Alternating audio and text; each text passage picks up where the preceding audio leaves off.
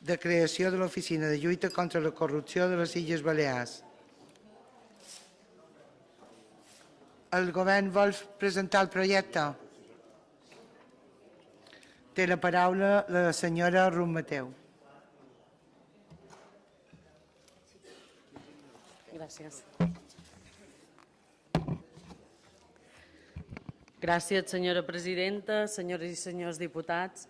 Avui som aquí en defensa com a govern de les Illes Balears de la llei de l'Oficina de Prevenció i Lluita contra la Corrupció de les nostres illes, després que el passat dia 1 d'abril s'aprovés al Consell de Govern el projecte de llei d'Oficina de Lluita contra la Corrupció, elaborat conjuntament a la Conselleria de Presidència, a qui vull agrair des d'aquí la seva tasca i col·laboració, i per la Direcció General de Participació i Transparència, a qui també vull agrair l'esforç per dur endavant projectes tan importants per a la nostra comunitat com aquest.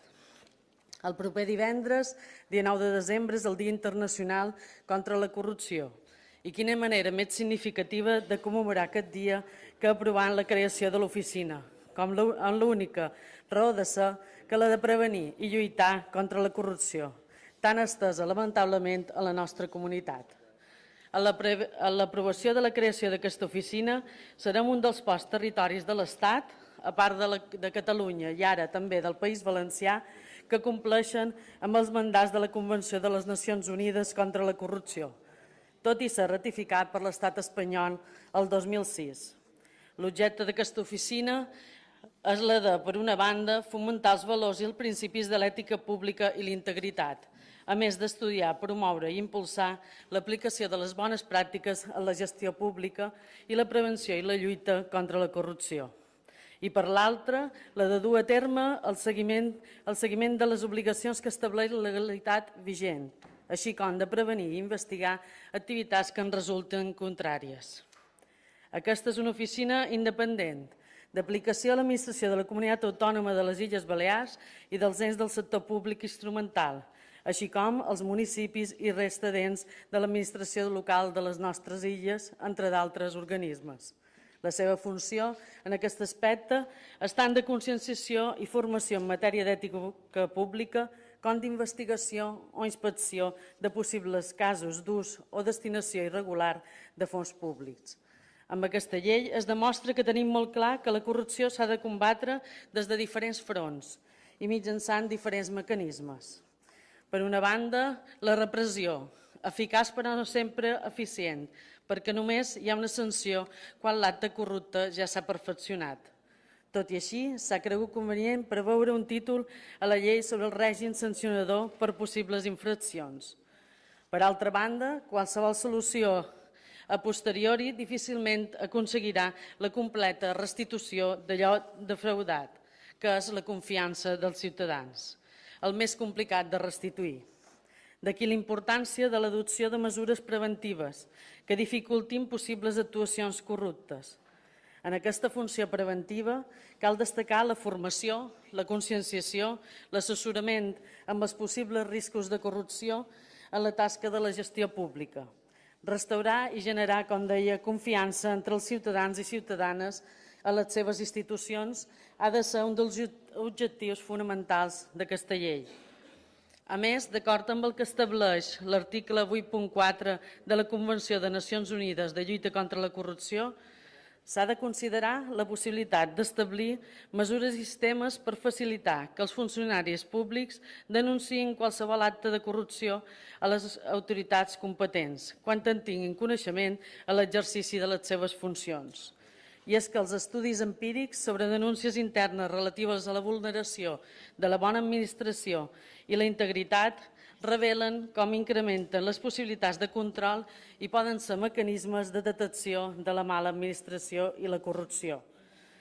Aquest projecte de llei preveu que qualsevol persona es pot dirigir a l'oficina i entre aquests també s'inclou per descomptats els empleats públics, els quals també tenen el deure de comunicar immediatament a l'Oficina de Prevenció i Lluita contra la Corrupció els fets que detectin i puguin ser considerats constitutius de corrupció o de conductes fraudulentes o il·legals contràries als interessos generals. En el cas de l'administració, cal recordar que el seu sentit últim i el dels seus empleats és servir per l'interès general de tots. Si un empleat té constància de bona fe, de fets que induesquin raonablement a pensar que s'ha comès una mala administració, una violació de la integritat en comissió d'una il·legalitat o fins i tot, potser, d'un delicte, té el deure de denunciar-ho i la seva denúncia cal entendre-la com una mostra d'integritat i d'ètica. Entenent així la denúncia de bona fe com un servei als interessos generals de l'empleat públic. En tot, és raonable desenvolupar un sistema de protecció del denunciant de bona fe, tal com aconsella la Convenció de Nacions Unides al seu article 33. És clar que el denunciant també ha de complir amb alguns deures a l'hora de denunciar, com és, per exemple, el principi de proporcionalitat. És veritat que en la nostra tradició social i administrativa el denunciant no està, en principi, ben vist, però també és cert que sense oblidar possibles externalitats negatives de les denúncies cal protegir els aspectes positius, incentivant les de bona fe i desincentivant les falses denúncies, les quals, no hem d'oblidar, són constitutives de delictes tipificats pels articles 456 i 457 del nostre Codi Penal. Hem de treballar en aquest sentit i eliminar les connotacions negatives que avui dia conté el fet de denunciar. Però no vull acabar sense fer una crida a la responsabilitat i al seny. Aquesta eina de la qual es dota la nostra comunitat ens farà fer una passa de gegant en matèria de lluita contra la corrupció, però no pot convertir-se de cap de les maneres en un instrument per fer-ne un mal ús partidista. Per això, espero i desig l'aprovació d'aquesta llei amb el màxim consens possible dels membres d'aquesta cambra, per fer palès que, independentment de les ideologies polítiques, ha arribat el moment de fer un pas ferm per combatre la corrupció, tot pel bé de la nostra comunitat.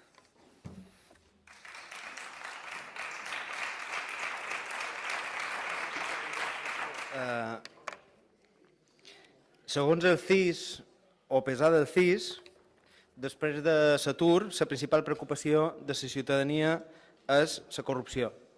Probablement a Can Nostra aniríem pràcticament les dues de la mà, vist la llau de casos de corrupció que han fet part de la nostra història.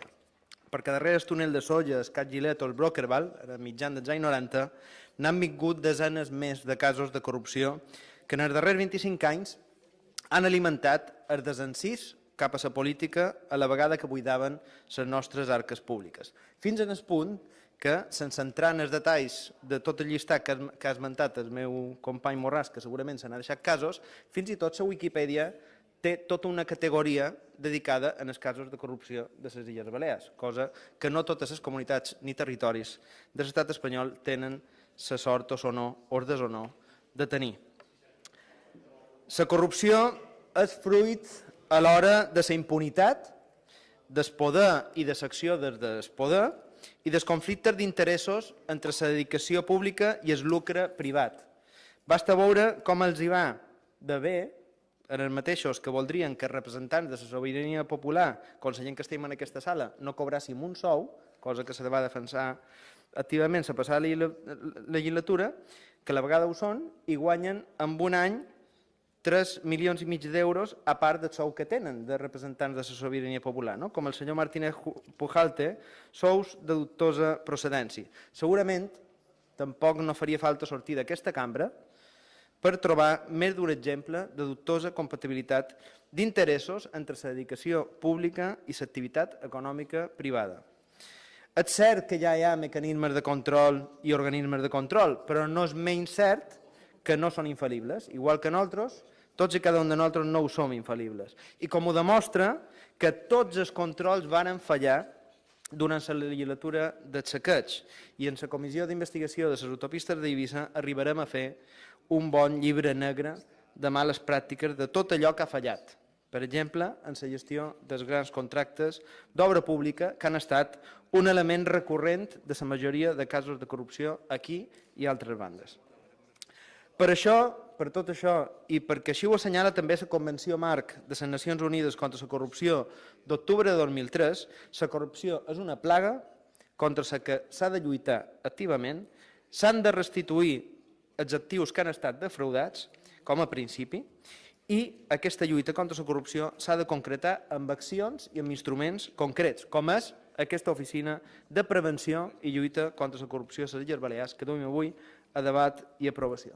Una eina necessària que a partir d'avui començarà a ser una realitat i que des del nostre grup tenim amb especial estima, especialment d'ençà que esbossàrem la proposta a principis de 2015, abans de començar aquesta legislatura, de la mà del senyor Raül Burillo, l'exdelegat especial de l'Agència Tributària Balears i la gent del partit X, gairebé de manera simultània a que en aquesta cambra se celebrava la comissió d'investigació de Son Espases. Primer, si volen, els miraré de dir, en esperar de més per Mallorca, algunes de les coses bones d'aquesta oficina i després entraré a debatre les línies de crítica que tots han pogut també escoltar avui aquí i aquests dies en els mitjans de comunicació. Primera qüestió, no feim tard. No feim tard com si hem fet, o no feim tan tard, com si hem fet amb altres temes històricament en relació a altres comunitats. Després de Catalunya, Aragó i el País Valencià fa uns dies, i Navarra també té la seva a punt, serem de les primeres comunitats autònomes en comprometre-nos en lluitar activament contra la corrupció. Bé està que amb aquest tema no facem tard, o no facem tan tard. Crec que és un missatge molt important de cara a la societat. Segon, ha estat una llei, malgrat el guió que cadascú avui li toca interpretar en aquest teatre amb un nivell alt de consens. Encara que sigui per allò que és molt difícil dir que un està en contra de lluitar contra la corrupció. Hi havia més d'un centenar d'esmenes i han quedat una dotzena dels grups de l'oposició. I aquí vull aprofitar per agrair a tots els companys i companyes de ponència la predisposició en el diàleg i la voluntat de col·laborar i arribar a acords allà on hem pogut fer-ho. Tercer, és una llei que implica la ciutadania en la lluita activa contra la corrupció, en garanties per a les persones denunciants, compensant de qualque manera l'absència de control ciutadà que ha hagut durant tant d'anys i que també ha estat un factor determinant, o si més no, facilitador de la corrupció. Quart, l'abast de la llei és molt més extens que de la resta de les lleis de l'Estat, de la resta de lleis d'altres comunitats, de tal manera que l'oficina pot iniciar qualsevol tipus d'actuació sobre qualsevol agent públic o privat que gestioni un sol euro públic a l'àmbit, evidentment, de la nostra comunitat. Cinquè, entre les seves funcions, té justament un caràcter investigador molt més explícit que el de la resta de les lleis. De fet, fins i tot se poden investigar les variacions patrimonials significatives dels càrrecs públics sempre que aquestes no hagin estat degudament justificades.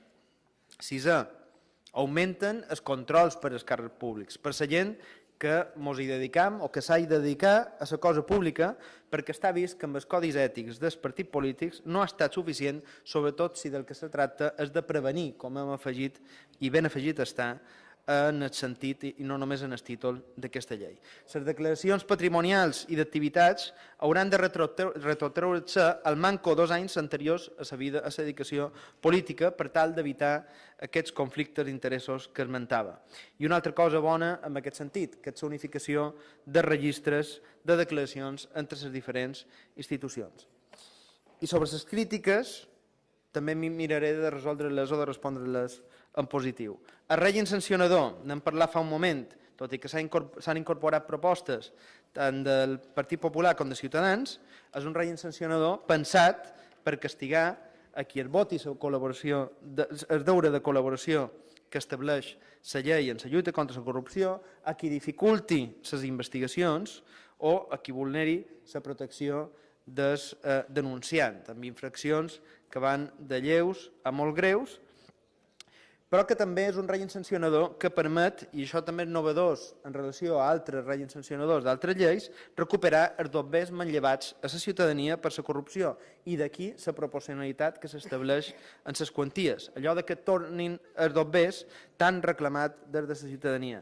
I, sincerament, és, com els he dit abans, una eina clau perquè l'oficina sigui efectiva. Selecció del director en segona volta per majoria simple. No és l'escenari desitjable? No, efectivament. Hi ha lleis que ja directament entren amb aquesta idea. La proposta de Navarra és directament anar a majoria simple. però no podem fer res amb absència de majories qualificades. Quant d'anys duim, com s'ha dit, sense síndic de greuges? Ara, si pensen que el que farem serà imposar una persona política al capdavant de l'oficina, fer un ús polític d'això, qui pensi o mos acusi d'això és perquè és el que segurament ells farien. Sí. El que no ens podem permetre és l'excusa de la majoria qualificada per no lluitar activament contra la corrupció. Les duplicitats no existeixen. La delimitació de funcions és clara a l'article 6, sobretot si se mescla, quan se mesclen les coses o se puguin mesclar en qüestions judicials, on l'oficina automàticament ha deixat d'instruir la investigació i, en tot cas, facilitar la tasca de la Fiscalia o de la Justícia. D'aquí també que no s'hagin acceptat propostes, com s'ha esmentat el senyor Marià, sobre transparència, perquè no són de l'àmbit competencial ni de l'oficina i sí d'altres instàncies, com puguin ser la mateixa Conselleria de Transparència. De fet, si la duplicitat apunta o vol apuntar a que se gastaran més dobbers dels que pertoquen, no se preocupin. Pensin en els centenars de milions d'euros defraudats, bé per corrupció, bé per gestió negligent al llarg dels anys a la nostra comunitat. La memòria de l'oficina també parlarà d'aquestes quantitats, d'allò que l'oficina, en la seva actuació, haurà permès estalviar a les butxaques de la gent. No passin pena, l'oficina ens sortirà barata. I finalment hi ha el tema de les presses. Jo els diria, menys si troben que són presses, pràcticament fa un any que va sortir el primer esborrany de la llei, que se va sotmetre a exposició pública, se van recollir i incorporar al·legacions, el mes de maig va entrar en el Parlament, tots els grups parlamentaris van presentar esmenes, han fet 4 reunions de ponència de més de 2 hores cada una. Hi ha hagut predisposició per part de tothom a col·laborar. Pràcticament un any de tràmit d'una llei sobre un tema que consideram prioritari, que formava part dels acords pel canvi, me comparin això amb el que duem en aquestes altures de la passada legislatura, que eren 16 o 17 decrets lleis, si no vaig equivocat, per aquestes mateixes dates. Presses jo no les hi veig. I finalment, vaig acabant, s'han fet servir arguments francament infantils per desacreditar l'oficina. Un, que si miram massa pel·lícules, que si som uns pel·lículeros. Vaja. Volen que parlem de pel·lícules? Rasputín, màfia russa, extorsió policial a la platja de Palma, xarxes de prostitució, dobbers enterrats a caixes de Colacao, a jardins d'Alcàrrecs, punts suspensius.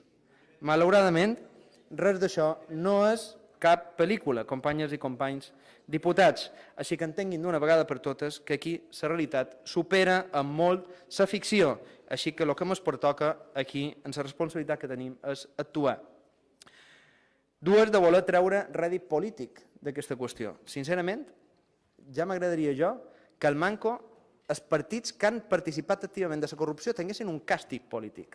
Com que jo no el veig en aquest càstig polític, m'inclinen a percebre o entendre que en tot cas podrien tenir un càstig per promoure la creació de l'oficina anticorrupció. Per tant, companys del Partit Popular que han utilitzat l'argument aquest de rèdit polític, no passin pena. En tot cas, això potser ens fa perdre vots. I finalment, s'ha tret a col·lació, senyora Proens, el gran Perry Mason. Per allò que a alguns pareix que ens agrada fer de detectius, d'advocats o de jutges. Jo els dic que la ciutadania d'aquesta terra agrairia de bon de veres que en la lluita contra la corrupció tinguéssim una actitud una mica més de Perry Mason i una mica menys de Fernández Díaz, per allò de la seva frase memorable de «Esto la Fiscalía te lo afina, hacemos una gestión». Una d'aquestes frases memorables d'aquestes converses també memorables. Moltes gràcies.